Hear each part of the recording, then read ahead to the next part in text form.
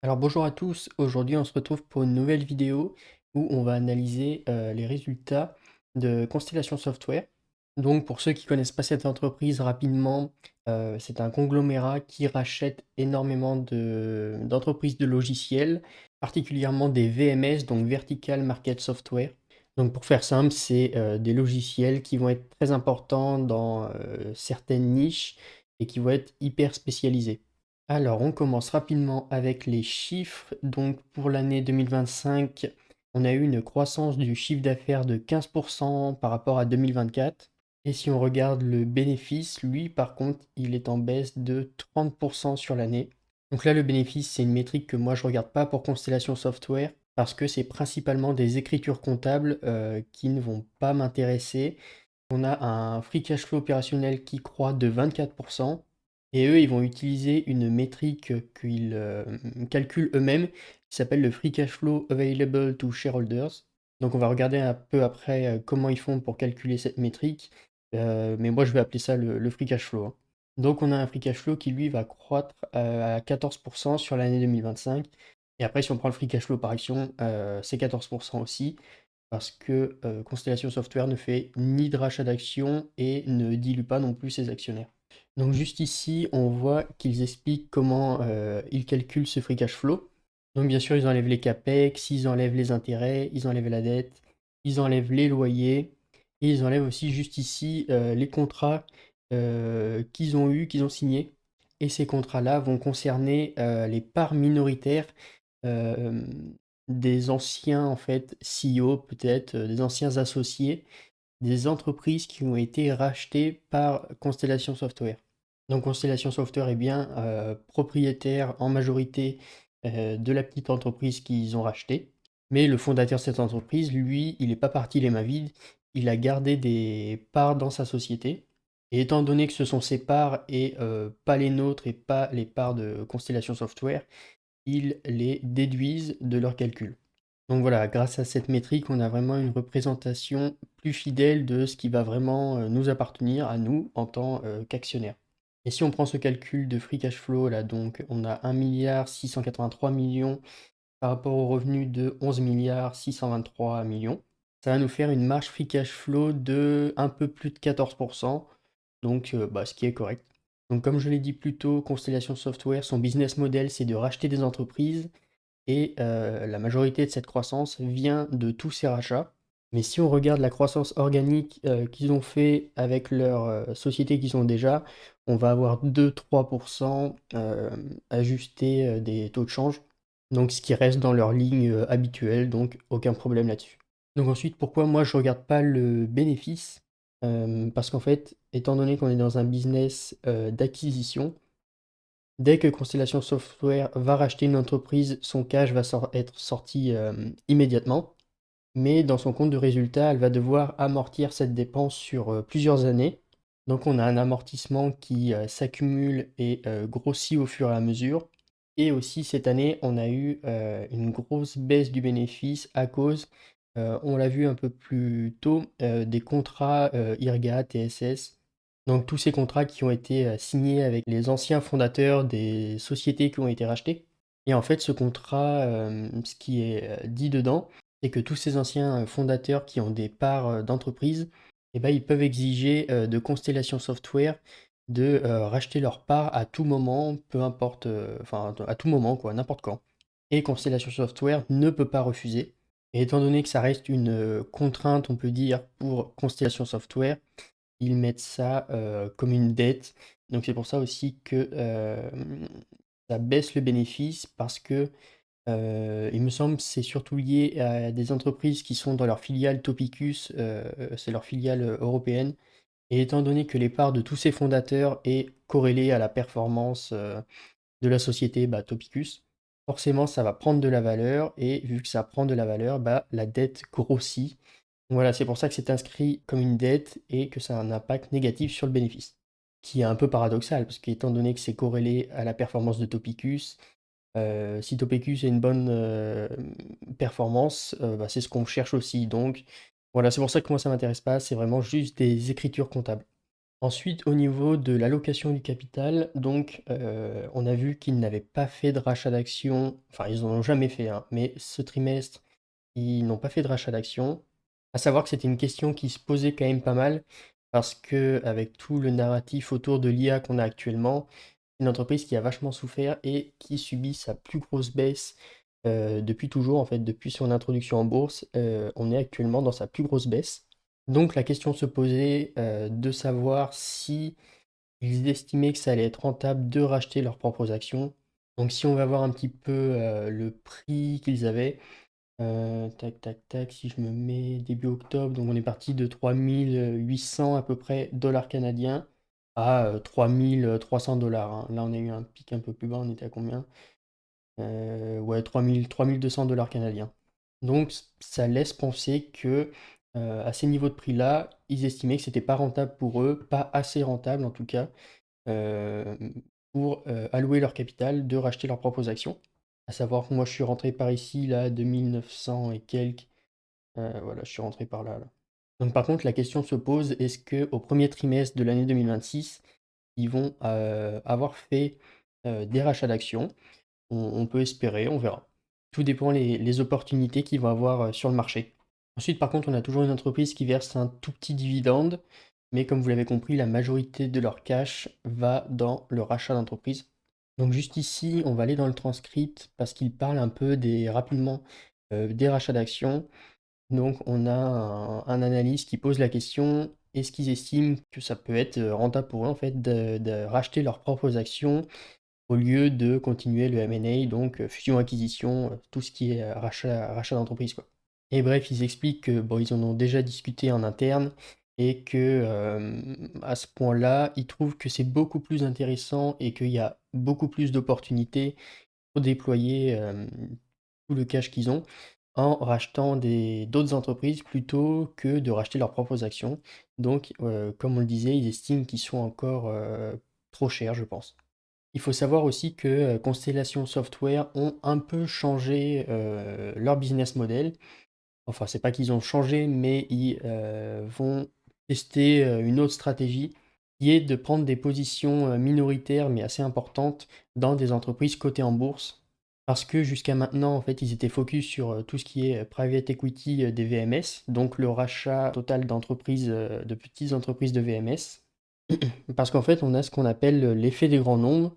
Donc c'est-à-dire que plus Constellation Software va grossir, plus ça va être compliqué pour elle, d'acquérir des business qui vont maintenir, un taux de rentabilité, élevé, quoi. En général, plus on grossit et plus on déploie son capital, plus, le taux de rentabilité a tendance à baisser comme ça. D'où ce changement un peu de stratégie en, prenant position dans des business qui sont beaucoup plus gros, tout en gardant à côté, l'acquisition complète, d'entreprises, du privé. C'est un peu ce qu'a aussi, Warren Buffett, et bah, là, il est devenu tellement gros avec Berkshire Hathaway que, bah, il a, aucune entreprise où, allouer son cash, hein. C'est pour ça qu'il a, énormément de cash, je sais plus combien il a, 300 400 milliards de cash.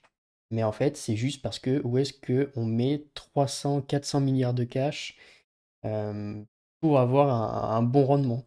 Donc là, on a le même analyste qui demande pourquoi, ils prennent des parts minoritaires et ils ne vont pas faire une, acquisition complète des entreprises cotées. Donc ce que dit le management, c'est que c'est des business qui sont vraiment, très gros par rapport à ce que eux ils ont déjà, dans leur portefeuille et que, pour l'instant, ils n'ont pas envie de faire une, acquisition complète de ces entreprises. Ils expliquent qu'ils ont tellement de cash qui rentre, chaque année qu'il faut qu'ils leur trouvent, un endroit où l'allouer. Donc ils continuent, leur stratégie d'acquisition complète et bah, ce qui reste de cash, plutôt que de le laisser dormir à, 0 de rendement, ils prennent position dans des, entreprises cotées.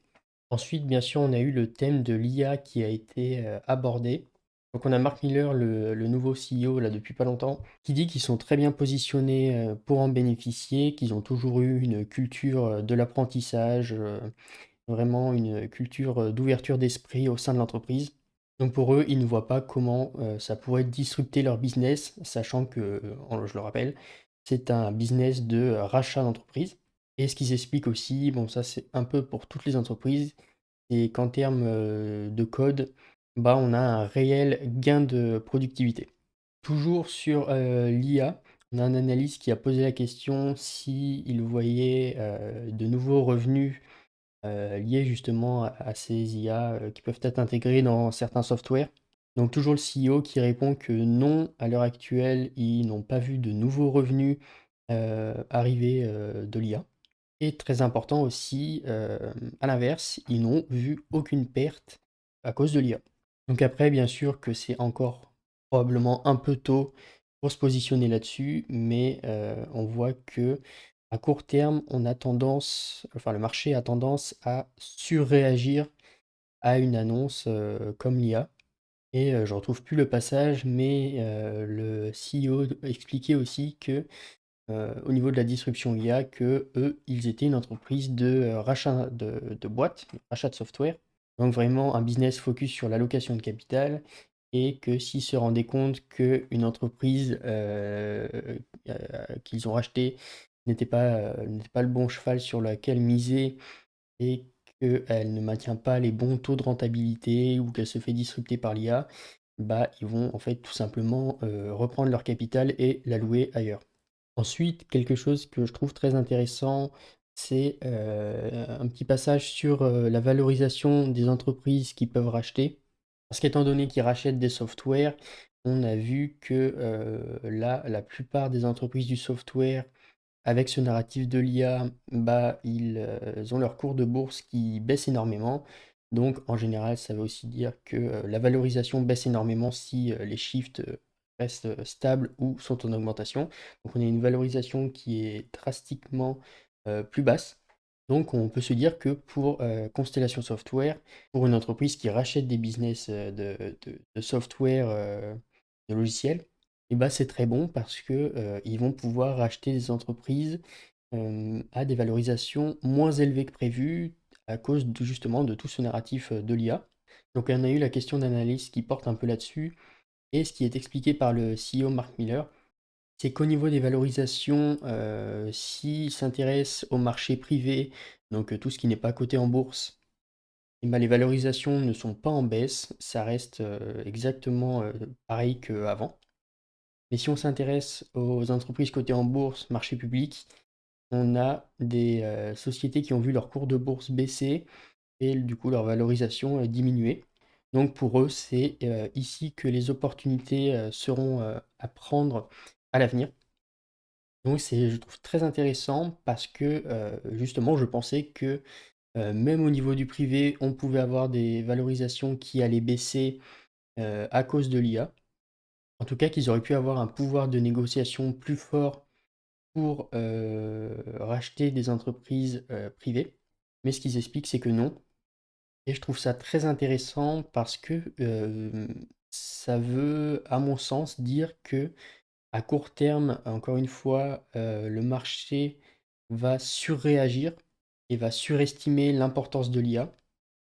Parce qu'on le voit, hein, dans le marché public, comme ils le disent, la plupart des investisseurs, ça même principalement, je pense, des individuels, comme moi, qui ne comprennent peut-être pas forcément, tout ce narratif de l'IA, qui ont peur et qui du coup, vendent, justement à cause d'un narratif, qui fait, baisser la valorisation de toutes ces boîtes. Donc voilà, encore une fois, je pense qu'avec, ce qui est dit ici, on a vraiment une image du marché qui va surestimer l'importance du narratif de l'IA à court terme. Donc voilà, résultat très intéressant, très bon et transcript très sympa à lire. Donc ensuite, en termes de valorisation, un peu ce que ça donne, on a une entreprise qui subit son plus gros drawdown, causé par le narratif de l'IA et le CEO fondateur aussi qui a pris sa retraite. J'en ai pas parlé, mais ça a vachement impacté, cette baisse. Donc on se retrouve à l'heure actuelle à, 15,79 de, prix sur free cash flow. Donc ce qui est un peu en dessous de mon prix d'achat.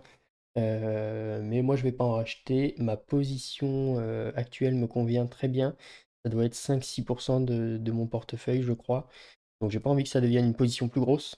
Mais c'est, son plus bas, Niveau de valorisation depuis 2000, je sais pas combien, moi ça remonte jusqu'à 2016, mais voilà, on a un plus bas là qui est atteint depuis, bah, je pense, son IPO.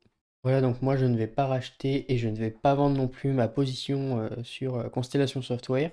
Et si vous voulez utiliser un bon courtier, vous avez mon lien affilié Interactive Broker dans la description. N'hésitez pas à me laisser un petit commentaire, un petit like, à vous abonner surtout. Et donnez-moi votre avis un peu, ce que vous en pensez de cette entreprise, si elle vous intéresse ou si vous l'avez en portefeuille ou si vous l'avez vendue. Voilà, à plus!